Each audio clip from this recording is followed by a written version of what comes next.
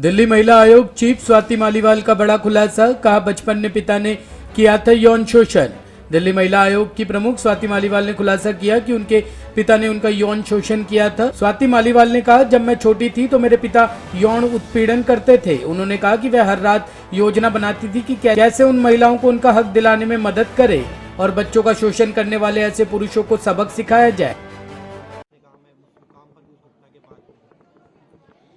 जी, आज काफ़ी भावुक तो हुई क्योंकि जो सारे के सारे अवॉर्डीज़ हैं वो सारी बहुत पावरफुल स्टोरीज़ हैं और उन्होंने बहुत संघर्ष किया है। मेरे अपने फादर मेरा यौन शोषण करते थे जब मैं छोटी थी, बहुत मारते थे, बहुत पीटते थे। जब वो घर में आते थे तो बहुत डर लगता था। मैं कई बार बिस्तर के नीचे छुप जाती थी और पूरी रात प्लानिंग करती थी कि किस तरीके से महिलाओं को उनका हक दिलाऊंगी और इस तरीके के आदमी जो महिलाओं के साथ शोषण करते हैं, बच्चियों के साथ शोषण करते हैं, उनको सबक सिखाऊंगी। मुझे अभी तक याद है कि जब वो मारने पे आते थे तो वो चोटी से मुझे पकड़ते थे और दीवार पे जोर से पटक देते थे। खून बहता रहता था, बहुत तड़प होती थी। लेकिन मेरा ये मानना है कि एक इंसान जब बहुत अत्याचार सहता है तभी वो दूसरों का दर्द समझ पाता है और तभी वो उसके अंदर एक ऐसी आग जागृत होती है जिससे कि वो एक पूरा सिस्टम हिला पाता है। शायद मेरे साथ भी यही हुआ और हमारे जितने भी अवॉर्डीज़ हैं उन सबकी भी कुछ ऐसी ही कहानी है। संघर्ष के साथ ज़िंदगी को कैसे जीना है और कैसे एक सकारात्मक सोच आगे लेके चलनी है, ये सारे हमारे अवॉर्डीज़ ने हमको आज प्रेरणा दी है। मैं बहुत छोटी थी। मेरे फादर के साथ जब तक मैं रही, क्लास 4th तक मैं उनके साथ रही, तब तक ये काफी बार होता था।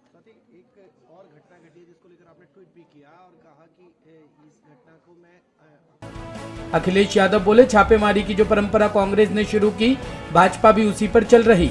उत्तर प्रदेश के पूर्व मुख्यमंत्री और सपा अध्यक्ष अखिलेश यादव गुजरात दौरे पर है। अखिलेश यादव जैसे ही अहमदाबाद पहुंचे तो उन्हें मीडिया कर्मियों ने घेर लिया और सीबीआई, ईडी और आईटी रेड के बारे में सवाल किए। अखिलेश ने इन सवालों का जवाब देते हुए कहा कि छापेमारी की परंपरा कांग्रेस ने शुरू की थी, बीजेपी उसी रास्ते पर चल रही है। महात्मा गांधी ने देश में बुलडोजर ने अहिंसा का मार्ग अख्तियार कर लिया है। गुजरात के लोग तो इस बात को जानते हैं। वो इनकम टैक्स, ईडी, सीबीआई, मैंने एक बार कहा कि ईडी है एग्जामिनेशन डेमोक्रेसी।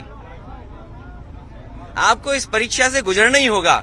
कम से कम बीजेपी कांग्रेस के रास्ते चल रही है। इस देश में जो परंपरा कांग्रेस ने डाली थी उसी रास्ते पे भारतीय जनता पार्टी चल रही है। भारतीय जनता पार्टी कोई नया काम नहीं कर रही। ईडी, सीबीआई, इनकम टैक्स से छापे मारना, और जो लोग छापा मारते हैं वही हश्र होगा जो कांग्रेस का हुआ है। अगर आज ये छापा मार रहे हैं तो कल बीजेपी के भी नाम लेने वाले लोग नहीं बचेंगे। लेकिन तेजस्वी यादव को जिस तरीके से आज सीबीआई ने समन्स दिया है उसको लेकर क्या कहेंगे? देखिए, सीबीआई, ईडी, इनकम टैक्स, ये सब सरकार के इशारे पे काम करते हैं। इसीलिए मैंने कहा, आप तो सीनियर जर्नलिस्ट हैं, पत्रकार हैं, ये बीजेपी कांग्रेस के रास्ते है। कांग्रेस ने भी देश के बहुत सारे नेताओं पे ईडी, सीबीआई, इनकम टैक्स समय समय पे मारे हैं। उसी रास्ते पर बीजेपी है। तो बीजेपी कौन सा नया काम कर रही है? अगर कांग्रेस आज जमीन पर पहुंच गई तो कल बीजेपी जमीन पर पहुंचेगी। आतिक अहमद की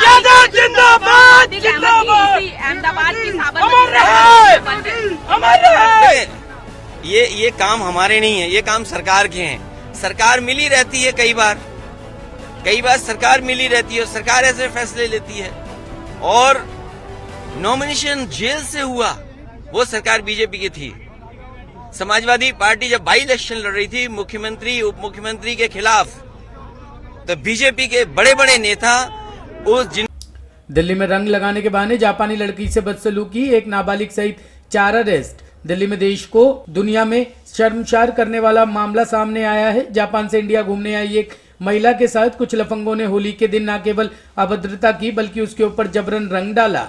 यहाँ तक कि एक युवक ने इस युवती के सिर पर अंडा तक फोड़ दिया। युवती इन लफंगों का विरोध करती रही लेकिन किसी ने उसकी एक न सुनी। इस मामले में दिल्ली पुलिस ने एक नाबालिग समेत 4 आरोपियों को गिरफ्तार किया है। सोशल मीडिया में ये वीडियो काफी तेजी से वायरल हो रहा है।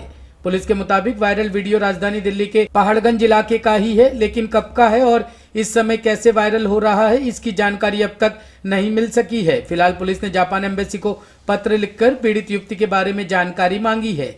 इसी के साथ वायरल वीडियो में दिख रहे युवकों की पहचान के भी प्रयास किए जा रहे हैं। ब्यूरो रिपोर्ट, टीम तफ्तीश न्यूज।